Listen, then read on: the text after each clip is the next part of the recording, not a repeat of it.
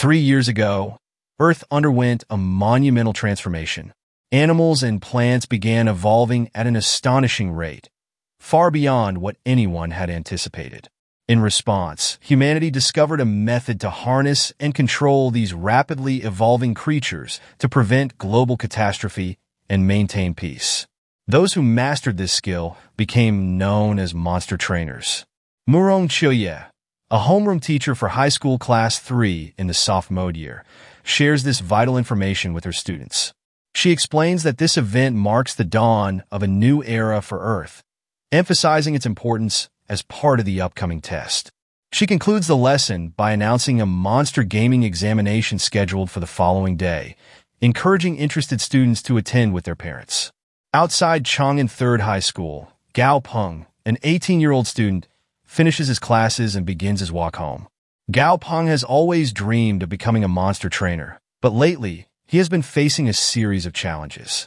As Gao Peng approaches his building, an unexpected system notification congratulates him on successfully binding with the monster evolution system.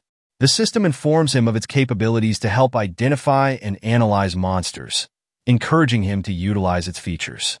Initially, Gao Peng is alarmed, wondering if the stress he's been under has led to hallucinations. Entering his building, he heads upstairs toward his room. While climbing the stairs, he notices a spider on the wall. The system identifies it as a striped gray disc spider, a level 3 monster. Realizing this is not a figment of his imagination, he recalls that this is the same spider his Granny Chen raises, and remembers his teacher mentioning that it is relatively gentle. However, the spider suddenly leaps from the wall and lunges at him, revealing its true nature as anything but gentle. Startled, Gao Peng shouts for his granny, warning her that her spider is trying to bite him. Despite his cries, the spider continues its aggressive pursuit, using its web to ensnare him. Gao Peng narrowly escapes the spider's attacks, desperately searching for a way to defend himself. Panicking, he glances back and sees the spider advancing with frightening speed. Struggling to think clearly, he recalls the system's advice that the spider's weakness is fire. Acting with urgency, he pulls out his lighter, intending to use it as a weapon. He throws the lighter at the spider, igniting it. Initially, Gao Peng feels a sense of triumph, believing the fire will be effective. However, the flame proves too small, and the spider survives. The system alerts him that the spider is now extremely enraged, and Gao Peng realizes he has only worsened the situation. Desperate to escape, he remembers that he is just one floor away from his apartment, where his pet, Dizzy, awaits. Reassured by the thought of his loyal companion, he believes he will be safe once he reaches the door. As he nears the door, a glimmer of hope rises within him. But just as he reaches it, the spider leaps at him, intent on finishing the job. In a frantic cry for help, Gao Peng summons Dizzy, who bursts through the door and delivers a powerful attack on the spider, rendering it immobile. With the threat subdued, Gao Peng regains his confidence and taunts the defeated creature, daring it to continue the fight if it still has the will. The spider leaps onto the ceiling and scurries away. Noticing this, Gao Peng commends the little monster for at least being quick on its feet. Through their mental link, established after forming a contract, he communicates with the creature. In its non-combat form, Dizzy tells Gao Peng it's hungry, complaining about how long he took to return and grumbling that it's about to starve. Monsters have two distinct forms: their combat form and their non-combat form. In non-combat form, they shrink in size to conserve energy and slowly recover from minor injuries. Gao Peng pats Dizzy's head and agrees to make food immediately. He asks Dizzy to help place his bag on the shelf, and the monster complies without hesitation. Rolling up his sleeves, Gao Peng prepares to cook, determined to showcase his culinary skills. He begins cooking in a flashy manner, whipping up a specially nutritious dinner. Unable to hold back any longer, Dizzy devours the food, prompting Gao Peng to remind it to eat slowly to avoid choking. A system window opens, allowing Gao Peng to view his monster stats. As he scans the data, he is shocked to discover the requirements for upgrading a normal grade monster to an excellent grade 1. He hopes his eyes aren't deceiving him. Monsters are ranked from lowest to highest as normal grade, excellent grade, and perfect grade, with these classifications determining their developmental potential. Higher grades offering greater capabilities. Gao Peng realizes that if he can upgrade to Z to excellent grade now, he might be able to push it to perfect grade in the future. Filled with excitement, he hugs the Z and exclaims how fortunate they are. Determined, he resolves to upgrade to Z to excellent grade. The monster, however, remains confused as Gao Peng reopens the system window to check the upgrade requirements. He needs 10 pieces of shade grass, some thunderstruck wood, and a lightning core crystal. Gao Peng knows that shade grass is easily obtainable and that he can purchase the thunderstruck wood, but acquiring the lightning core crystal will be a more difficult challenge. A common 5-element core crystal already costs at least 8 credits, so one for a rare element like lightning will likely set him back at least 10 credits. Gao Peng realizes this is quite expensive. After the New World Allied government was established, they introduced Alliance dollars and Alliance credit points. Alliance credits are a high-tier currency, with 10,000 Alliance dollars converting to just 1 Alliance credit point. Gao Peng recalls that when his parents died in an accident, the government provided a pension of 20 credits, and he still has 11 credits left, just enough to gather the materials needed for disease upgrade. However, he also understands that upgrading his monster will mean sacrificing a normal life. Meanwhile, Disease is still hungry, and Gao Peng, slightly annoyed, notices how much the centipede is consuming. Disease demands more food, and Gao Peng reluctantly gives it another bowl, warning it not to complain about a stomachache later. He reflects that spending money is one of the hardest things to do. Although Gao Peng has the recipe for Dazi's upgrade, gathering all the necessary materials is a challenge due to his lack of funds. As Dazi focuses on its meal, Gao Peng tries to find a solution. He realizes that if the system's information is accurate, he could have a future as a monster breeder. The exact requirements for upgrading a monster's rank have always been a mystery, one that many breeders have attempted to unravel. Now that he can see these requirements clearly, Gao Peng understands that he has the potential to become the strongest monster breeder. With renewed determination, he remembers that his teacher mentioned a monster breeder test taking place tomorrow and suggested that any interested students should attend with their parents. Panicked, Gao Peng checks if the registration deadline has passed. With only 3 minutes left, he quickly clicks yes to register. After a brief moment of processing, the website congratulates him on his successful registration. Gao Peng feels a surge of excitement, realizing that he made it just in time. Within the walls of his apartment building, Gao Peng approaches a door and gently knocks, with Dazi, his loyal companion, standing beside him. The door opens to reveal his neighbor, Tang Tang, who greets him with a warm good morning. Gao Peng, feeling a bit shy, returns the greeting. Tang Tang curiously asks why he's up so early. Gao Peng explains that he's heading to the monster breeder exam and asks if she could kindly look after Dazi for a few days in his absence. Tang Tang, ever the supportive neighbor, assures him it's no trouble at all and encourages him to focus entirely on the exam without worrying about his pet. Visibly relieved and more at ease, Gao Peng expresses his gratitude to Sister Tang and promises to treat her to a nice dinner as a token of appreciation when he returns from the exam. As Gao Peng steps away, Tang Tang wishes him the best of luck on his big day. Once he's gone, she turns her attention to Dazi, examining the small creature more closely. Perplexed, she notes that Dazi is of normal grade, far from the impressive or cute familiars one might expect. She wonders how Gao Peng ended up forming a contract with such an unlikely and perhaps unlucky creature. Tang Tang gently pets the little monster, her thoughts drifting to the old man's potential reaction when he hears about Gao Peng's choice. She can almost picture his anger and disbelief. Back in her apartment, Tang Tang sits down and makes a call. As the call connects, she carefully chooses her words, advising him not to get too upset, as the news she's about to share may not sit well with him. After a brief pause, she reveals that Gao Peng has already bonded with a familiar, a normal grade, purple-black, yellow-clawed centipede. Old Zhang's reaction is immediate. He's furious, questioning whether Tang Tang is playing a cruel joke on him. Old Zhang's disbelief is palpable as he struggles to comprehend how Gao Peng could have chosen a familiar with such limited potential, a creature notoriously difficult to train. He chastises Tang Tang for not advising against the decision. However, with a tone of understanding and resignation, Tang Tang explains that Gao Peng is as stubborn as his grandfather, Old Zhang.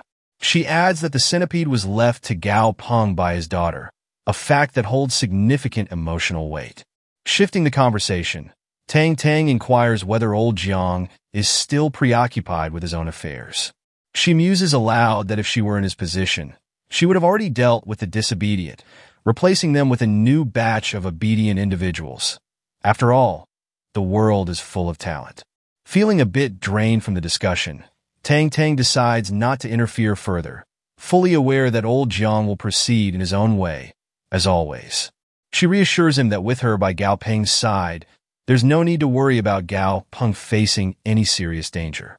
After the call ends, the scene transitions to a large, imposing building. A man stands by a window, gazing out thoughtfully. His secretary enters in response to his earlier summons. With a calm yet authoritative tone, the man instructs her to inform the experimental department that they have a strict 5-month deadline to prove their value. Failure will result in severe consequences. He further directs her to ensure that Lehigh resolves the ongoing issues at the Qinghai branch within the next 7 months, stressing that time is not on their side. Understanding the gravity of his commands, the secretary assures him she will act immediately. As she leaves, the man, Old Zhang, looks down at his phone, his thoughts turning to his grandson, Gao Peng. Determined, he vows to settle all his affairs within the year so he can reunite with his grandson. Gazing tenderly at a childhood photo of Gao Peng, he silently promises that when the time comes, no one will be able to harm him. The narrative then shifts to the bustling Chang'an City monster breeder branch, where a large crowd has gathered for the much-anticipated test. Amidst the sea of people, Gao Peng realizes the high turnout is no surprise, given the prestige and popularity of monster breeders. As he scans the crowd, he hears his name being called and turns to see a familiar face, Li Zigung. Standing with him are his mother, Zhang Hong, and his sister, Li Hongdo. Gao Peng greets them warmly, and Zhang Hong, noticing his solitary presence, realizes he has come alone to take the monster breeder exam. Li Zigung explains that he and his sister are there to support their mother, who is also attempting the exam. With a mix of pride and concern, he mentions that this is her 4th attempt, but he believes she will succeed this time. His sister, ever the pragmatist, playfully smacks him on the head, prompting him to complain that her hits are lowering his IQ. She dismisses his grumbling, and Gao Peng, amused by their sibling banter, shares that he too is participating in the exam. The revelation momentarily surprises everyone, but Zhang Hong quickly praises him, encouraging his ambition. She suggests that, with his determination, Gao Peng could very well become the youngest monster breeder in Chang'an City. Feeling a bit embarrassed by the praise, Gao Peng humbly downplays his chances, explaining that he's simply trying his luck. Their conversation catches the attention of someone nearby, who scoffs at the idea of Gao Peng becoming the youngest monster breeder. This individual, clearly disdainful, remarks that the standards for monster breeders must have plummeted if anyone can participate. Li Zigung, visibly angered by the insult, is about to respond when his sister gently urges him to stay calm. The yellow-haired man continues to mock them, ridiculing the notion that a youngling like Gao Peng could aspire to be a monster breeder, finding it laughable. Gao Peng, however, remains unfazed.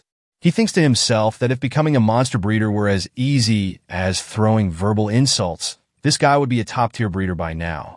Embarrassed by Gao Peng's calm and pointed response, the man begins to leave. As the man departs, he throws one last remark over his shoulder, telling Gao Peng to just wait and see.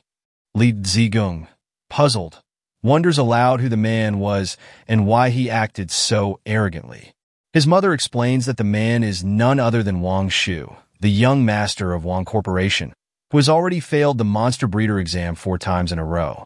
His hostility likely stems from feeling threatened by someone as young as Gao Peng. As the conversation ends, the large doors of the exam hall begin to open. Feng Xiao, the chief examiner of the Chang'an City Monster Breeder branch, steps forward and announces in a commanding voice that the Monster Breeder exam is about to begin. He instructs all participants to enter the hall in an orderly manner, signaling the start of the highly anticipated event. Feng Xiao, the head examiner at the Chang'an City Monster Trainer branch, welcomes all participants to the Monster Breeder exam. He informs them that the exam will be divided into 2 stages, a written test and a practical one.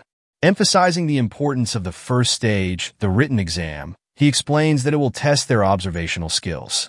In a few moments, the screen will display 3 short clips, and anyone who can accurately describe the monster's appearances will pass the test. As tension builds in the room, Feng Xiao announces the start of the exam. The first clip appears on the screen, showcasing a massive dolphin for only a brief moment before the screen goes dark again. The participants are left in shock, unable to grasp the creature's details in such a short time. Confusion and frustration ripple through the crowd, as murmurs about the difficulty of the task fill the room. Some students express concerns, questioning how they are supposed to observe anything in such limited time. A few even begin to doubt their chances of passing, considering the possibility of returning next year. Feng Xiao, noticing the rising commotion, sternly warns the participants that any further chatter will be considered cheating and could result in their expulsion from the exam. His words silence the room, heightening the tension and uncertainty. Meanwhile, Wang Shu, a participant who had taken the exam in previous years, smirks to himself, having managed to obtain the questions in advance. This gives him a sense of superiority. As he glances at Gao Peng, he assumes the boy's confident demeanor is nothing more than an act. However, Gao Peng's confidence is genuine. He realizes that his unique ability allows him to see the monster's details clearly. The system within him, enhanced by his intense focus, reveals the specifics of the creature, a storm dolphin. Not only does he identify its appearance, but he also understands its characteristics and preferences. Gao Peng meticulously writes down everything he observes. As the second and third monsters appear on the screen, Gao Peng repeats the process, capturing every detail with remarkable precision each time. By the time the final clip ends, Gao Peng feels a sense of accomplishment, knowing he has done his best. Feng Xiao checks his watch, signaling the end of the written exam. He instructs everyone to put down their pens and submit their papers. An examiner approaches Gao Peng and advises him to remain at the branch office while they await the results. The hour-long wait is filled with nervous anticipation. Feng Xiao eventually returns, holding a list of names. He begins reading out the names of those who passed the written exam. Zhang, one of the participants, lets out a sigh of relief when his name is called. Wang Shu, still confident in his advantage, smirks, believing the outcome is as expected. After listing several names, Feng Xiao notes that these students made a few mistakes but still managed to pass, encouraging them to give their best in the practical test. Wang Shu seizes this opportunity to taunt Gao Peng, smugly pointing out that Gao Peng's name was not called and assuming that he must have failed. He remarks that it is a pity, as he was looking forward to witnessing the rise of Chang'an City's youngest monster breeder. Gao Peng, however, remains unfazed. He is confident that, unless there was an error in the system, his performance was flawless. Feng Xiao then asks Gao Peng to identify himself, prompting the young boy to rise from his seat and introduce himself. The examiner, smiling warmly, praises him for achieving a perfect score on the written test, calling him a young hero. The entire room is stunned, unable to comprehend how someone so young, possibly still in high school, managed to excel on his first attempt, and that he might indeed become the youngest monster breeder in Chang'an City. Gao Peng, with a cheeky smile, glances toward Wang Shu, whose face twists with jealousy. Feng Xiao leads all the successful candidates from the written test to another room within the building. Gao Peng is struck by the sheer scale of the room and listens intently as Feng Xiao enthusiastically welcomes them to the second stage of the test. Feng Xiao explains that this stage is a practical exam, and while it may sound straightforward, it comes with its own set of challenges. Behind him are several rooms, each housing monsters provided by the association. To pass this stage, candidates are required to enhance their assigned monster's grade within 1 week. The association will cover all costs associated with materials during this period, but failure to improve the monster's grade will result in candidates being charged for all used materials at their market value. Additionally, there is a strict limit on the quantity of materials that can be used. Exceeding this limit will also result in failure. Li Jin, the examiner from Chang'an City with expertise in monster breeding, steps forward and directs everyone to approach one by one to draw lots for their room cards. As the candidates take turns drawing their cards, Gao Peng observes the randomness of the process.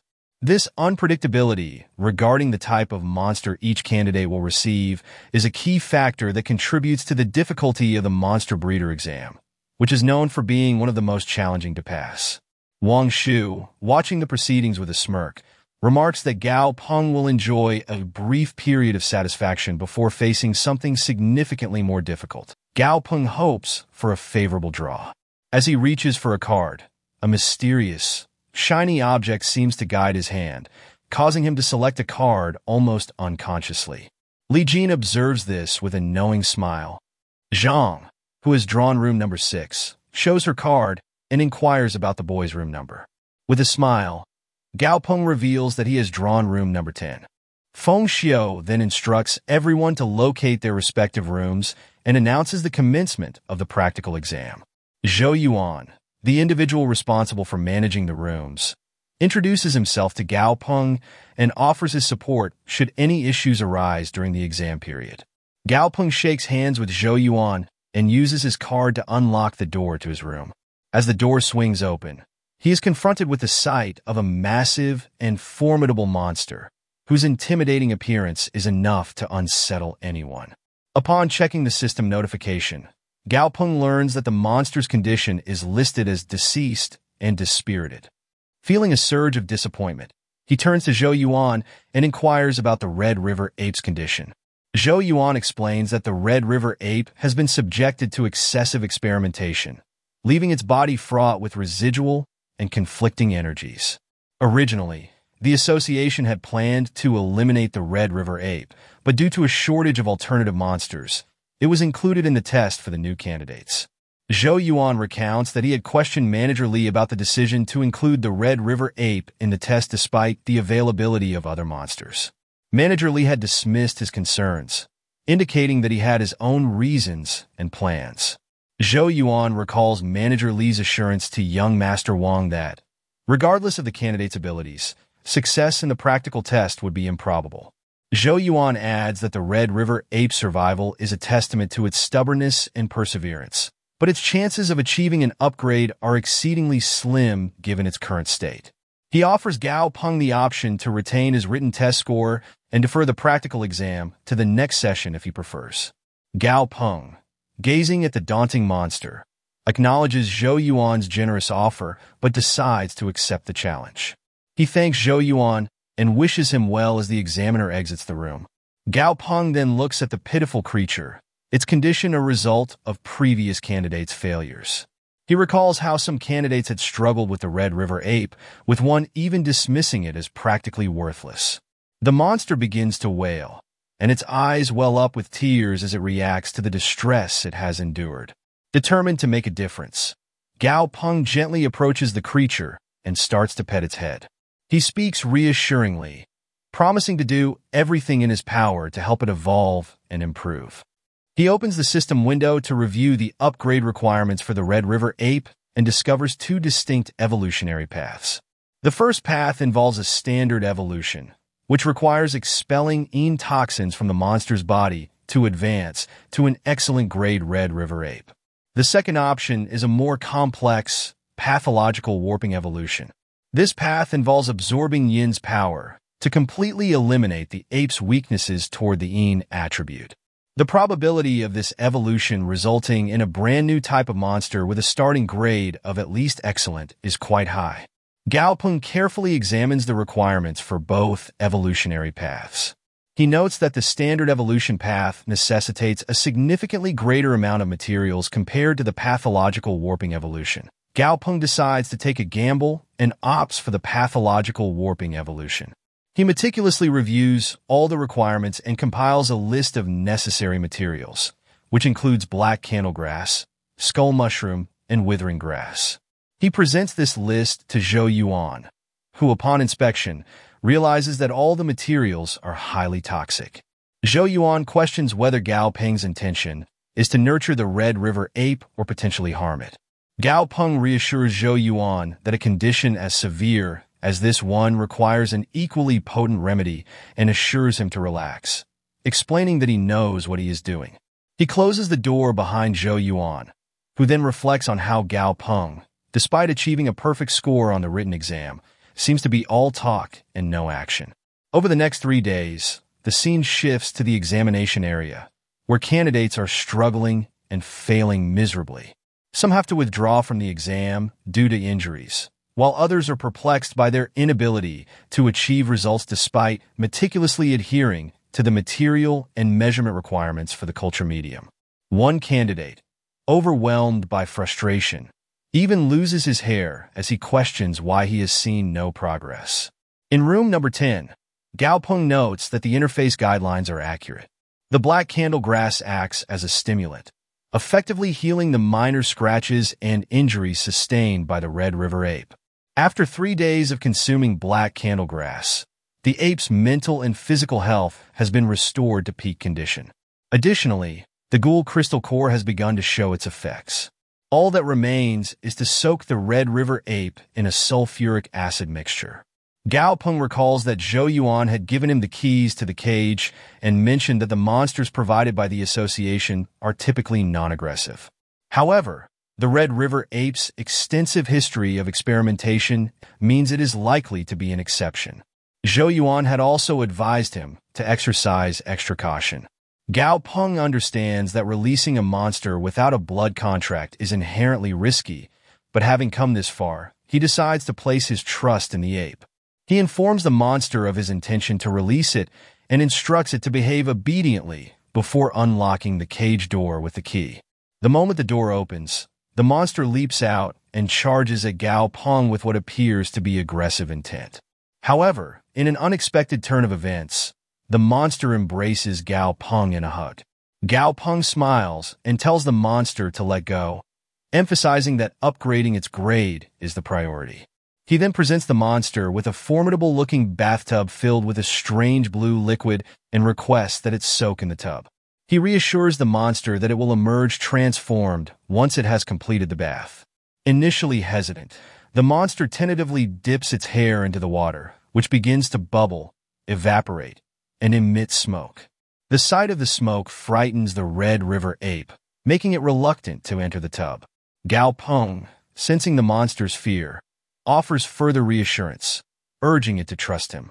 He promises that this process will endow the ape with power if it is courageous enough to endure it. After a moment of hesitation, the monster steels itself and steps into the bathtub. As it soaks, the water produces an increasing amount of smoke, triggering the emergency alarm. The man in the control room begins to panic as he notices that the fire alarm in room number 10 has been triggered. Acting swiftly, he orders the nearby staff to address the situation before the fire can spread. Some staff members grab fire extinguishers, while others, curious and confused, inquire about what's happening. They soon realize the alarm was caused by an error made by our boy in room number 10 and decide to investigate further. Wang Shu, observing the scene, smiles with satisfaction, thinking his money was well spent and calling loudly reliable. Meanwhile, Zhou and other staff members rush toward the room and quickly open the door, only to find smoke, but no fire. They begin to question whether a mistake was made. As Zhou enters, our boy notices him and asks why he's there. Zhou explains that Gao Peng caused such a commotion that he had to check. The young boy apologizes, explaining that he was so focused on his work that he didn't realize what was happening.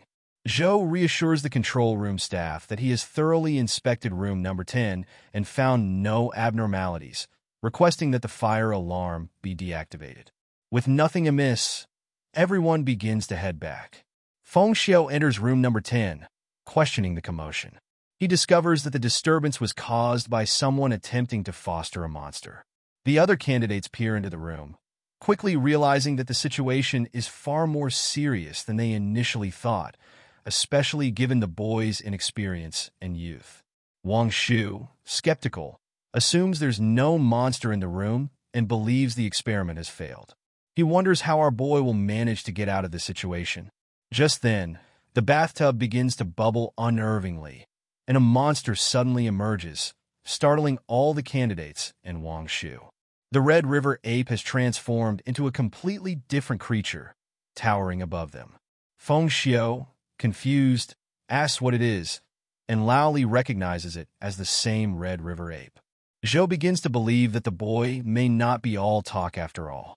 The system announces that the evolution was successful and that the Red River ape has now transformed into a skull ghoul ape. It provides details about the newly evolved monster, and the young boy becomes overjoyed, realizing just how powerful the system is. He can hardly believe it worked. Gao Peng understands that with enough materials, he can easily evolve the grade of any monster. As he observes the skull ghoul ape, he notices that its body has grown larger after evolving. The gas surrounding its bones has gained mass, and the bones themselves now appear to be made of metal. Lao Li excitedly declares that this is a newly discovered species of monster, one that has never been documented before. He notes that it's a highly prized ghoul-type monster and is extremely valuable. Feng Xiu agrees, acknowledging that such monsters are rarely seen in the association. But he believes the true treasure isn't the monster itself, but the person who managed to create it. The young boy informs the examiner, Feng Xiu, that he successfully evolved the Red River ape. Feng Xiu nods in agreement, praising the boy's talent, while the skull ghoul ape clings to the boy's shirt, wanting to stay with him. Our boy addresses the monster, telling it that he has already helped raise its grade, and asks if there is anything else it's unhappy with. The skull ghoul ape appears saddened, while Lao Li reflects that successfully evolved monsters are usually awarded to staff members with the best work ethic. Previously, the monsters hadn't met his standards, so he never competed for them, but this time, the monster is different, and he is determined to obtain it. Feng Xiu, noticing the strong bond between the monster and the boy, tells the young boy that he can keep the monster, surprising both the staff members and our boy. The young boy can hardly believe it and questions whether he's really being given the skull ghoul ape. Feng Xiu reassures him, confirming that the monster is indeed his to keep. He explains that since this is a newly discovered species, one not even listed in their records, there's little information available about it. However, it appears to have evolved successfully, so Gao Peng has nothing to lose. Feng Xiu then asks if the boy intends to take it back with him. Our boy examines the details displayed by the system and realizes that the skull ghoul ape is not only fully evolved, but was originally a normal grade monster.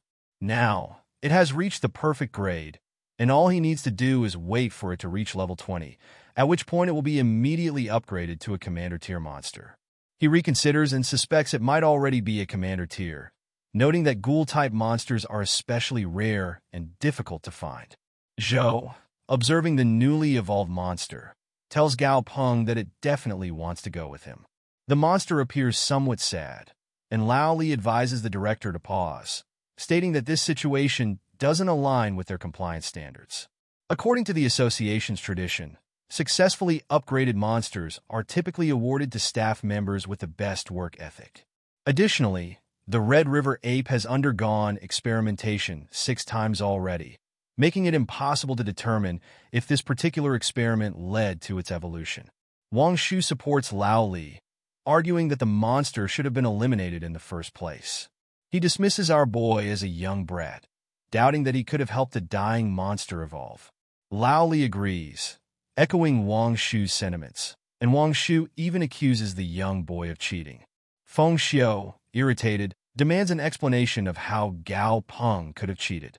Lao Li, now nervous and sweating, tries to defend himself, clarifying that he isn't accusing the boy of cheating, but rather emphasizing the difficulty of the test itself. He argues that it's highly unlikely a beginner monster trainer could have managed this feat. Lao Li speculates that perhaps the young boy accidentally stumbled upon certain methods and somehow healed the Red River ape by sheer luck, implying that these are not his true skills. The director, sensing the doubt, asks if Lao Li is suggesting that the young boy only managed to evolve the monster through an incredible stroke of luck, rendering the test results invalid. Lao Li concedes that our boy did succeed and should still receive his certificate. Otherwise, the association's fairness could be questioned. However, he insists that the monster should still follow the association's traditions. Feng Xiao, hearing this, begins to laugh, realizing that perhaps he hasn't been strict enough, leading to Gao Peng's success being underestimated. He remarks that Chang'an City has very few master monster trainers, and these clueless individuals have been so spoiled that they now believe they're at the top of the world. Feng Xiao then asks the young boy to demonstrate his skills, requesting that he show everyone that no matter how strong they think they are, there is always someone stronger. Our boy sighs, finding the situation troublesome, as he had only come here to obtain a certificate. He wonders how he got entangled in such a mess. Taunting Wang Shu, he questions how passing at a young age automatically implies cheating. He then confronts Lao Li, stating that just because Lao Li couldn't succeed where he did, it doesn't mean luck was involved. Gao Peng accuses them of being not only incompetent, but also ignorant. He questions the logic of assuming something suspicious simply because someone accomplished what they considered impossible. He calls it petty and explains that despite the word river in the Red River ape's name, its attribute has nothing to do with water. The name actually comes from the Red River, which flows next to their natural habitat. Our boy points out how foolish it is to assume it's a water attribute monster based solely on its name. Given the monster's previous state, he believes they aren't the only fools. Those who experimented on it before him were equally ignorant for feeding it large amounts of water-type and yin-type ingredients. In reality, the Red River ape's weakness is the yin attribute. He mocks their lack of basic knowledge, suggesting they've lived this long in vain. Wang Shu dismisses his claims as nonsense, questioning how the Red River ape's weakness could be the yin attribute when it should be the wood type. Feng Xiao supports our boy, explaining that although the Red River ape fears wood, its true weakness is indeed the yin attribute, which was also one of the test points. The young boy elaborates, stating that the water and yin attribute energy had already penetrated the Red River ape's body so deeply that it reached the bone marrow. Removing them entirely would have taken too much time and energy, so he chose an unconventional method. Over the past 3 days, he fed it black candle grass to strengthen its soul. After that, he administered a large quantity of undead-type and ghoul-type materials, along with a ghoul-type monster core crystal, as a stimulant. He adds that there's nothing secret about the materials used, but advises against experimenting with them. The key to the entire procedure isn't the materials themselves, but the order and quantity in which they are used. He warns that if they proceed without certainty, there is no telling what might happen to the monster they experiment on. If the Red River ape were to become extinct due to all the experiments, a boy like him wouldn't be held responsible. Feng Xiao praises Gao Peng, remarking that it would be unjust for someone with such incredible abilities to hold only a basic monster trainer certificate. Within the limits of his authority, the most Feng Xiao can offer the young boy at this moment is an intermediate monster trainer certificate. He explains that to obtain an advanced monster trainer certificate, our boy will need to go to the Yinjing headquarters and pass the assessment test there. Feng Xiao is confident that, with his skills, our boy won't have any trouble as long as he continues to work hard. The young boy thanks Director Feng Xiao, who then addresses the issue of cheating. He questions whether they really thought he couldn't uncover the real cheater and whether his title as director was merely for show. Feng Xiao also asks who claimed that the Red River ape was an experimental product originally slated for elimination, and why such a supposedly eliminated experiment was appearing on the test grounds. The other candidates, observing the situation, begin discussing Wang Shu's suspicious statement and how examiner Lao Li seems odd for consistently opposing our boy. They start to wonder if something fishy is going on. Zhou raises his hand, and testifies that manager Lao Li intentionally included the Red River ape on the list. Lao Li immediately calls Zhou a liar, but Zhou persists, revealing that manager Lao Li did this because he was bribed by Wang Shu. He adds that the evidence can be found in the monster transfer records, which can be checked for confirmation. Upon reviewing both the witnesses and the evidence, Director Feng Xiao, representing the Chang'an City Monster Trainer Association, announces that examinee Wang Shu is banned from taking the Chang'an City Monster Trainer Association examination for the next 3 years. He also announces that ex-manager Li Jin is to be fired from the association and permanently barred from being rehired. The crowd reacts positively, agreeing that both Wang Shu and Li Jin deserve their fate. Feng Xiao apologizes for the disturbance and invites the young boy to visit his office for a drink. He also informs Gao Peng that he needs to ask him for a favor. He looks at his intermediate monster trainer certificate and feels a surge of happiness. The Skull Ghoul ape, who enjoys lounging around during the day, has been affectionately named Dummy by our boy. He recalls that this monster trainer certificate will add an extra 30 points to his college entrance exam score. Realizing how fortunate he is thrilled not only with the certificate, but also with the excellent grade monster he received. He glances at his ID card and reflects that normally, the efficiency of an agency wouldn't be this high, but being on good terms with the boss certainly has its advantages. He remembers his recent visit to Director Feng Xiao's office. Feng had hoped Gao Peng would represent Chang'an City in the upcoming World Monster Trainer Tournament. Feng explained that, as he had mentioned before, Chang'an City has only a few talented trainers. Over the past years, they have never achieved impressive results in any monster trainer tournament. However, since the cataclysm that struck the world 3 years ago, age restrictions have been relaxed. Now, regardless of whether one is an elder, middle-aged, or a young teen, everyone starts from the same point. Given our boy's growth potential, Feng believed a young prodigy like him would certainly stand out. Despite this, Gao Peng feels that participating in an international tournament would be exhausting and expresses his disinterest. Feng Xiao points out that even a few participants who receive consolation prizes can earn 10,000 credits. As Feng continues speaking, our boy stands up, asking him to hold on. Feng Xiao feels guilty for pressuring Gao Peng into such a significant commitment, but is reassured when our boy states that this pressure is manageable. He acknowledges that with great power comes great responsibility and agrees to enter the tournament. On the bus, Gao Peng contemplates whether he really has to attend the tournament, finding it troublesome. Meanwhile, people around him chat about the super rare ghoul-type monster and note that its bones are visible, confirming its ghoul type. One of the boys, intrigued, attempts to touch the monster, but is restrained by Dummy. Our boy remembers that the top 10 participants in the tournament could win at least 10,000 credits. He reflects that beggars can't be choosers while Dummy lifts the curious boy and tries to poke his eyes. Our boy intervenes, stating that in order to provide for Dummy and Dazi, he has no choice but to work hard. He recalls that Dazi's substantial appetite makes it challenging to care for both monsters. Considering this, he contemplates abandoning the idea, blaming his youthful naivety. He begins to praise himself, noting his handsomeness and talent for his age, and muses that the heavens must envy beauty. People sitting behind him are surprised that he hasn't formed a contract with such a fierce monster, but still manages to tame it. They question when Chang'an gained such a new master. Our boy considers discussing the matter with Sister Tang. As they move forward, Dummy senses someone approaching from behind about to attack our boy.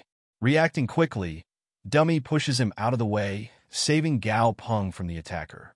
Surprised, Gao Peng asks Dummy why he pushed him, soon realizing that Dummy was trying to protect him. Gao Peng steps forward, reassuring Dummy, saying, "It's okay. From now on, we'll be a family." Our boy introduces his pet, Dazi, but is taken aback by Dazi's extreme fatness. At that moment, Sister Tang comes in and informs our boy that she and Dazi came to fetch him. And Gao Peng, confused, asks what happened to Dazi. Sister Tang reveals that Dazi looks exceptionally healthy and strong now after receiving plenty of good food. The system indicates that Dazi's condition is classified as extreme overnutrition. Our boy questions how this can be considered strong and healthy. Sister Tang, not understanding his concern, recalls that she had always described Dazi as skinny, noting that the saying about boys not being attentive is true. Gao Peng realizes his pet is out of shape while Dummy flaunts his physique, making Dazi jealous. Sister Tang reassures him to focus on the matter at hand and asks how his exam went. Our boy, looking annoyed, shares that it went fine. As a regular student, he encountered a monster that had failed to evolve 6 times before, but he managed to evolve it successfully and easily obtained the Intermediate Monster Trainer certificate. The Monster Trainer branch director insisted on gifting him the successfully evolved monster, and Gao Peng didn't want to embarrass the director by rejecting it. Sister Tang is astonished to hear that he received an Intermediate Monster Trainer certificate. Gao Peng confirms that the certificate is genuine. Sister Tang expresses pride in his rapid progress and explains that monster trainers hold high status because, despite how much they train their familiars, a single sniper shot or bullet could easily endanger their lives. Our boy understands and inquires if there are other forms of defense for monster trainers besides relying on their familiars. Sister Tang confirms this and asks if he wants to learn more. There exists a secret familiar technique called shifting constellation. This method enables the transfer of all damage taken by the master to their familiar. However, it comes with numerous restrictions and can only be activated by the familiar. The power difference between familiars and humans is substantial, with familiars often possessing superior strength. Gao Peng meditates, attempting to master this technique. He believes that as his familiar's level rises, it will gain additional health and defense, making this technique a significant advantage. Once he finally masters it, he feels a strange sensation, as if he and Dazi are connected by an invisible string. Realizing that a contract has formed, our boy reflects on how Sister Tang managed to provide him with something so powerful, confirming that she is far more capable than she appears. Gao Peng glances at his pet Dazi and notices how fat it has become. He then orders Dummy to bring a mirror, forcing Dazi to confront its reflection. Dazi is speechless, and our boy asks if it understands what he's implying. He instructs his monster to get up, advising Dazi to exercise rigorously over the next few days to lose the excess fat. He declares that he will only increase Dazi's grade once all the fat is gone. Imagining the future, he becomes anxious, not wanting to end up raising a flying fat centipede. The next day, in the central district of Chang'an City, our boy apologizes to Sister Tang for making her wait. She assures him it wasn't long at all and expresses her happiness that, despite being an intermediate monster trainer, he is still willing to help out at her modest company, even though they haven't celebrated yet. The young boy laughs it off, and seeing this, Sister Tang stops teasing him. She then explains the situation they are facing. She reveals that she partnered with someone to open a small monster trainer agency, into which she invested a significant amount of money. However, her partner took the money and left, taking all the monster trainers with him. Gao Peng realizes that the location of the agency isn't as bad as he initially thought. It's situated right in the heart of the city's most lavish streets, and he assumes the rent isn't cheap. Sister Tang confirms this, explaining that because business was once thriving, they rented a space in this area. Unfortunately, since the monster trainers were poached, business has slowed considerably. Our boy notices that Sister Tang is acting strangely today. She suggests they head upstairs first and mentions that the work studio is located on the 3rd floor. As for his pay, just as she mentioned earlier, she's offering him the best rate in the business, along with 20% of the company's shares. She assures him that it won't interfere with his studies since he only needs to work on weekends, as a monster trainer's job is relatively simple. Gao Peng thinks the offer is too generous. Considering the pay she's offering, she could easily hire 2 random monster trainers to meet the urgent demand, given the abundance of trainers available on the market. Sister Tang, however, believes that the fewer, the better, as she can't risk damaging the shop's reputation by hiring anyone less capable. Gao Peng reflects on how Sister Tang has always been exceptionally skilled at handling familiars. Now, she even owns a studio in the city's most prestigious area and is offering him a substantial salary. If it were anyone else, he would certainly be suspicious, thinking it might be a trap. But this is his Sister Tang. Over the last 3 years, since our boy is an orphan, he knows that if it weren't for her care, he would have struggled to survive.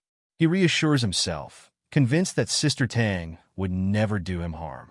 Besides, with his skills, he believes the pay is well-deserved and promises to work hard and earn plenty of money for Sister Tang in the future.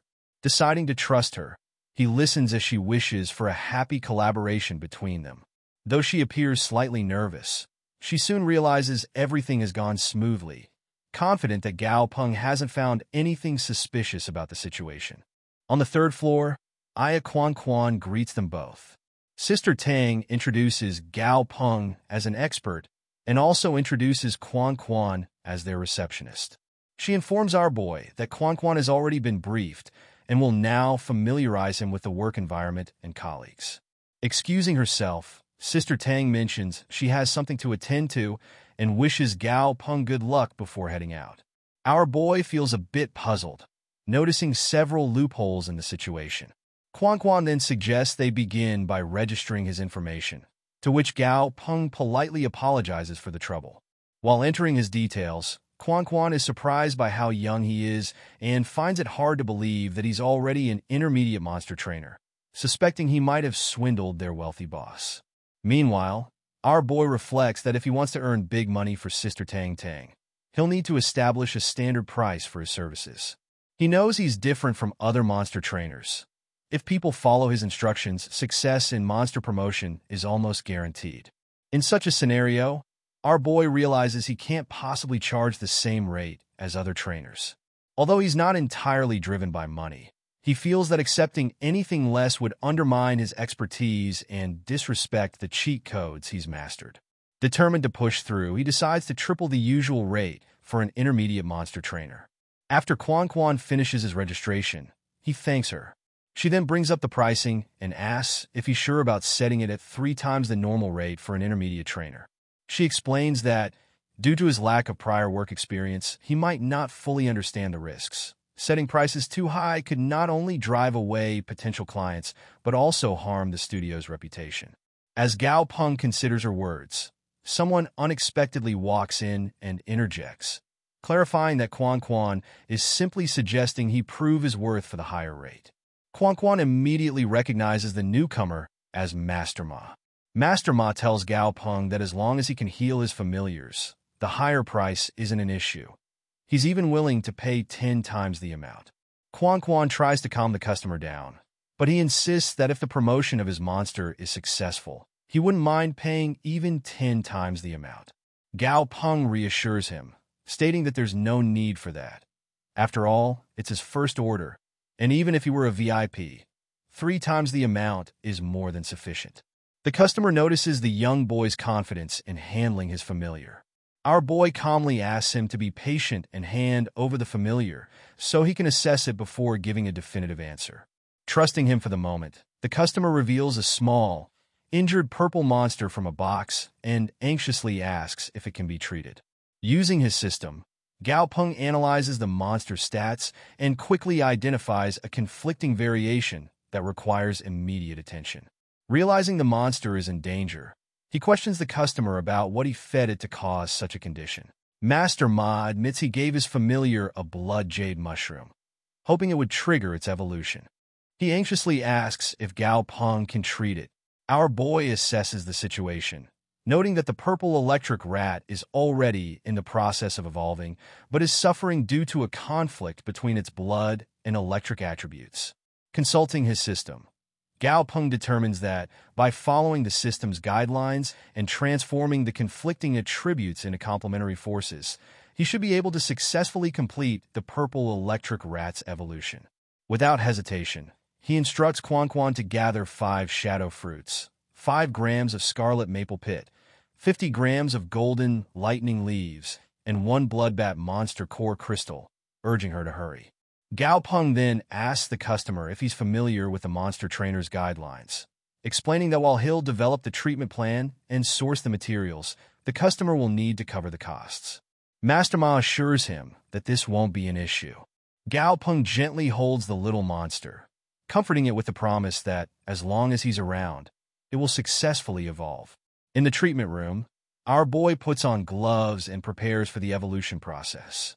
Meanwhile, both Quan Quan and Master Ma grow increasingly anxious, questioning whether this is truly the method the purple electric rat needs to evolve.